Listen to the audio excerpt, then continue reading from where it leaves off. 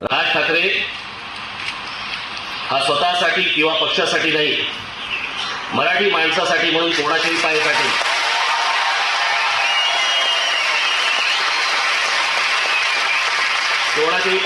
मराठी माणसासाठी. पण मुंबई महाराष्ट्रापासून स्वतंत्र करण्याचा जर डाव घेतला तुम्ही हातामध्ये तर मी पायही छाटेल. नमस्कार मित्रांनो, तर सर्वांचं स्वागत आहे आपल्या एका नवीन न्यूजमध्ये. मराठी माणसांसाठी पाय चाटू आणि वेळ आल्यास राज ठाकरेचं 2017चं भाषण होते व्हायरल.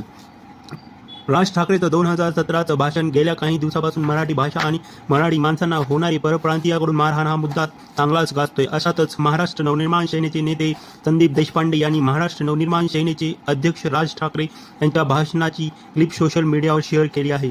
संदीप देशपांडे यांनी शेअर केलेला व्हिडिओ क्लिप 2017 मधील राज ठाकरे यांचं भाषण आहे. संदीप देशपांडे यांनी ही व्हिडिओ क्लिप शेअर करताना मराठी माणसासाठी पायही चाटू, वेळ पडल्यास मराठी माणसांसाठी पायही छाटू आणि मराठी माणसाच्या नावावर स्वार्थ साधण्याचा प्रयत्न केला तर अद्दलही घडवू, राज ठाकरेचे यांचे फेब्रुवारी 2017च्या भाषणात अंश असे कॅप्शन दिले आहे.